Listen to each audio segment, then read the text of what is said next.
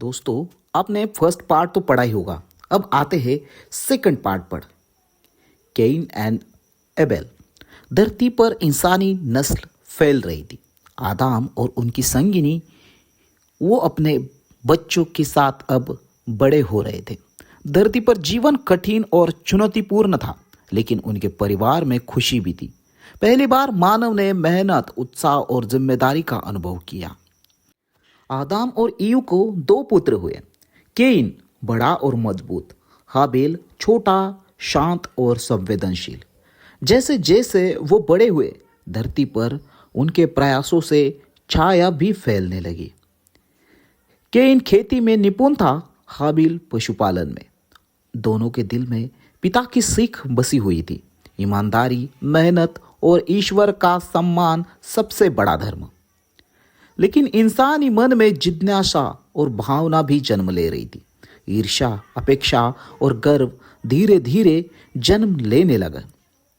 एक दिन दोनों भाइयों ने ईश्वर को अपने उपहार चढ़ाए। केन ने खेत की उपज चढ़ाई, हाबिल ने अपने पशु का सबसे उत्तम बछड़ा। ईश्वर ने हाबिल की भेंट स्वीकार किया और केन की भेंट को अस्वीकार किया, क्योंकि परमेश्वर जानता था कि केन की नीयत सही नहीं थी। उसका दिल ईश्वर की ओर पूरी तरह समर्पित बिल्कुल भी नहीं था।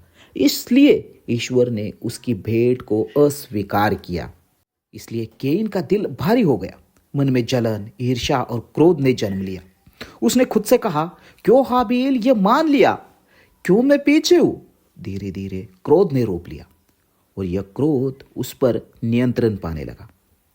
एक दिन खेतों में अकेले रहने के दौरान केन ने हाबिल पर हमला कर दिया। वो धरती पर पहला भाई का खून बहा। यह पहला आपराधिक पाप था। पहली बार इंसान ने अपने ही भाई को मार दिया। धरती में एक अजब सन्नाटा फैल गया।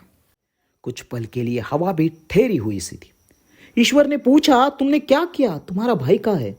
उत्पत्ति 4:9। केन ने हिचकिचाते हुए उत्तर दिया, क्या मैं अपने भाई का रखवाला हूं।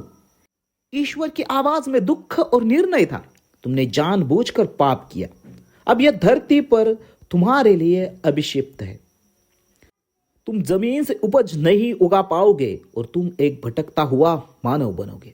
उत्पत्ति 4:11-12। केन दुख और पछतावे के साथ अपने जीवन को स्वीकार करता है, लेकिन ईश्वर ने उसे पूरी तरह नष्ट नहीं किया। उसके लिए एक निशानी और सुरक्षा चिन्ह रखा, ताकि कोई उसे मार ना सके। इस घटना ने धरती पर पहला संघर्ष, पहला पाप और पहला भाई द्वेष जन्मा दिया। ईश्वर ने केन को चेतावनी दी, उसके जीवन पर निशान रखा, उसे भटकते हुए जीवन को स्वीकार किया। लेकिन अब वह अकेला और संघर्ष पूर्व दुनिया में था। धरती पर पहले पाप का परिणाम उसके हर कदम के साथ था।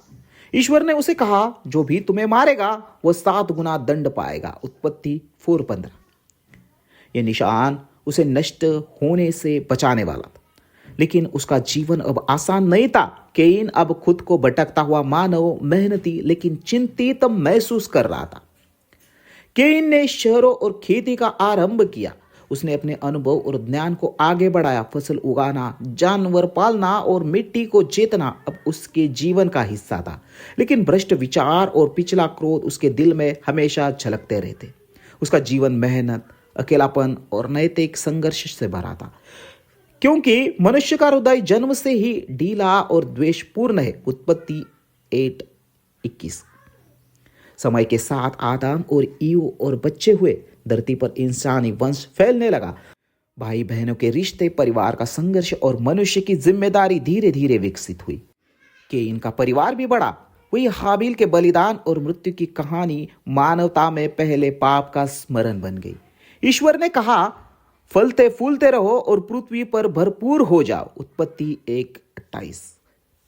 धरती पर पहले संघर्ष के बाद इंसानी जीवन कठिन और चुनौतीपूर्ण बन गया। मेहनत के साथ साथ ईर्ष्या, क्रोध, प्रतिस्पर्धा भी जन्म लेने लगी। पाप का बीज धीरे धीरे फैलता गया।